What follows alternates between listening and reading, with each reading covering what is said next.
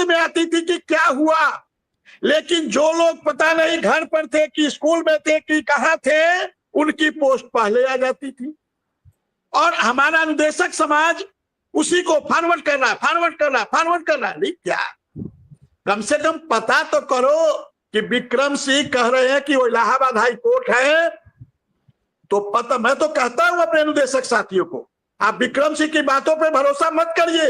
यदि विक्रम सिंह कहते हैं कि वो लखनऊ गए हैं तो पता करिए कि वो लखनऊ हैं कि अपने विद्यालय में हैं कि घर में रजाई तानकर सो रहे हैं।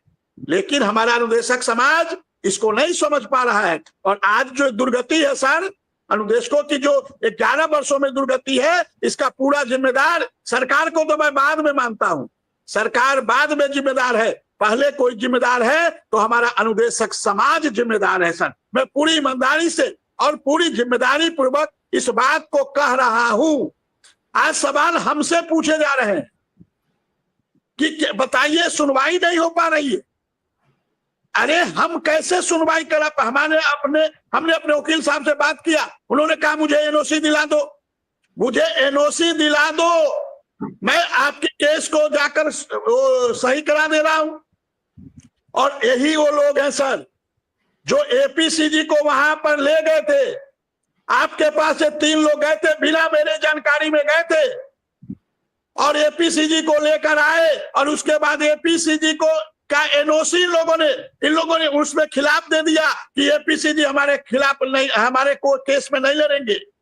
मतलब जो लोग लेकर आए वो लोग कहे कि नहीं लड़ेंगे। अरे अब एपीसीजी को अनुदेशक समाज का दबाव था कि एपीसीजी को लाइए। अब मेरे सामने नमस्कार साथियों, स्वागत है आप सभी का आज की इस नई वीडियो में। वर्तमान में शिक्षा मित्रों के मानदेय वृद्धि को लेकर के एक काफ़ी बड़ी सूचना है। हाल ही के अंदर का एक कॉन्फ्रेंस है, उस कॉन्फ्रेंस के माध्यम से मानदेय वृद्धि पर कुछ बातें डिस्कस की गई हैं। क्या मानदेय वृद्धि हो सकती है, कितनी हो सकती है और कब तक हो सकती है, सारी सूचनाएं आगे प्रॉपर तरीके से आपको बताई जाएंगी। जो भी साथी नए जुड़े हैं, चैनल को सब्सक्राइब कर बेल आइकन को प्रेस कर लें। धर्म संकट था कि मैं कैसे ला पाऊं, मैं तो वहां पर था भी नहीं, मैं तो उस केस में था ही नहीं।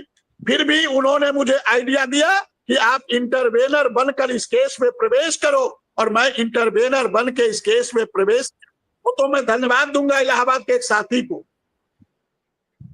इंटरवेनर हम लोग इस केस में प्रवेश किए और फिर हमने एपीसीजी को एनओसी दिया कि आप आइए हमारे केस को लड़िए। तो यहाँ तो मतलब समझ में 11 वर्षों के अनुदेशकों की जो इतिहास लिखा जाएगा ना सर। और जब द्वापर और त्रेता युग था, जब देवता लोग कोई यज्ञ करते थे तो उस समय भी कोई आकर उसमें हड्डी डाल देता था, कोई आकर खून डाल देता था। तो ये सब सर द्वापर त्रेता से चला आ रहा है और ये तो कलयुग है सर, ये तो कलयुग है, यहाँ तो कुछ भी संभव है। तो उत्तर प्रदेश के अनुदेशकों से यही आग्रह करूंगा कि अभी भी सही और गलत को समझो। अभी भी यदि सही और गलत को नहीं समझोगे तो अभी 11 साल हुए हैं, पता नहीं। अभी आप जौनपुर के साथी की बात कर रहे थे ना, रिटायर हो गया ना, भले वो दिव्यांग था, रिटायर तो हो गया, रिटायर हो गया ना। कितना दिन नौकरी किया उसने?